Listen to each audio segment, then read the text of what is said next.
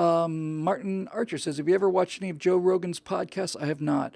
I think you'd be excellent doing something like that in long-form interview format. It could be like a Stratosphere Lounge, free-flowing format, but with different guests and not limited to politics, of course. Well, thank you, Martin. The main problem with that is that absolutely requires a staff and so on. We did a show I liked very much. We did that Speakeasy show. We rented a theater in L.A. We had about 100 people there. We did it live, and it was great, and it was really fun. But it was just too expensive for us to do, and. And while I like doing interviewing, and I've done a bunch of interviews with After Hours, which hasn't gone away, I just haven't really had a chance to really to talk to anybody recently. But while I like interviewing, I have to tell you, I'm glad you brought this up. I have to tell you, we shot. Mr. Sutter was there. I'm glad to see that. We shot 3 Bill Whittle Nows today, and I just love doing that show. I love it. I realize that it is the thing I like most about the speaking events is always the Q&A, and this is the Q&A, and I love it. And I'm going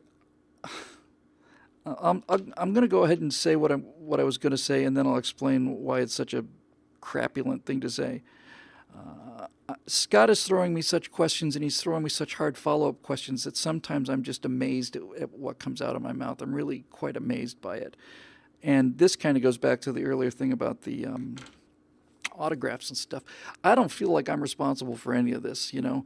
I sometimes I get a question like this, and I'll just think it through. These are very simple concepts, and out comes something that just seems to me like, you know, like wisdom, you know, like this is fair, and it's feasible, and it's morally good. It's not just neutral, and it's just, and it's achievable, and it's a solution, and I'm amazed by it.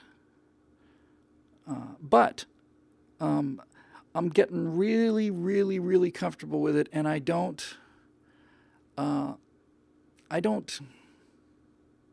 used to fear the big liberal counterattack, you know, the big liberal Goliath, and they're not there. I am astonished at the weakness of their arguments, astonished by it. It never fails to impress me and remind me that despite the incredible emotional burden of swimming upstream in the culture, it's nice to be right. And, you know, it's like, this is the thing, too. Sometimes I get a little whiny about it, and it's like, you know what, why do I have to watch the destruction of everything I love so much? Why do I have to watch it happen? Why did I have to, you know, and so this is kind of your choice, I think, you know. You can sit here in this lovely air-conditioned studio in beautiful Southern California and kind of try and sort out the moral issues and kind of feel the weight of watching things unravel. Or you can live in a society that's very confident, very, very proud of itself, very patriotic, and in which case you can find yourself on the beach at Iwo Jima. I found out, I've always been really honest on this show, I found out under hypnosis how much I really wanted to be there. I wanted to be there in some form or another.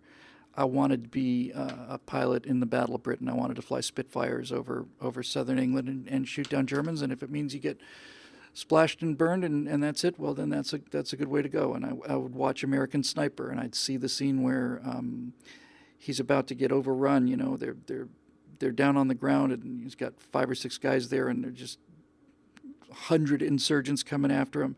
And I was watching the scene, night fight and stuff, and I was watching the scene, and I remember thinking, man, I could help. I can handle a rifle. I wish I'd been there. I know, needless to say, that if I was actually there, I'd be wishing I was here in a big way. Spitfires are not Hurricanes, Dave Big Booties, no contest. No contest. Hurricane did most of the fighting, but it looks like the AMC Matador. The Spitfire is a Jaguar E-type. So anyway, so this is it. Do you have to fight the moral war, or do you have to fight the physical war? And there are many times when it seems like it would be an easier life to live in a society that you were proud of all the time and that was growing and getting stronger and making actual progress. I think if you grew up, let's just say my dad's life, for example, you get to see the moon landing, you get to see the whole 50s and 60s. We're going faster and faster, further and further, higher and higher, and all the rest of it. And we're getting closer to landing on the moon. Then we land on the moon and get to watch all of this upward path stuff. I get to watch this kind of downward trajectory and do my best to stop it and turn it around and preserve, what we can. And I know this is inevitable, and I know it's not as tragic as it sounds, because that's the way it works. It's not about preventing this stuff. It's about preserving this stuff.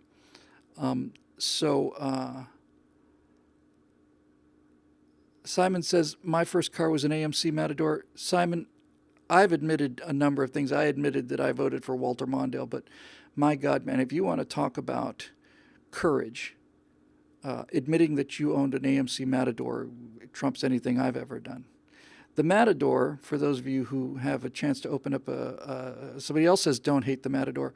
Guys, take a look at just look up the Matador online. You got an extra tab in your window. Hey, greetings from Lithuania. Hello there, Differs. Welcome to the internet, which is owned by all of us. And who's that a picture of? I don't know. It looks almost like Darwin, but he's got more of a beard. Welcome to the Stratosphere Lounge. It's great to hear from people overseas.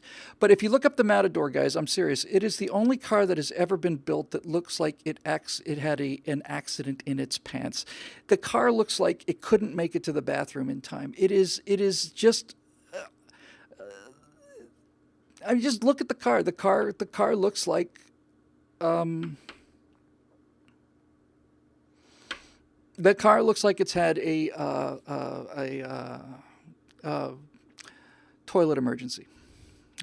I'm sorry. That's just it is Darwin. I thought it was Darwin.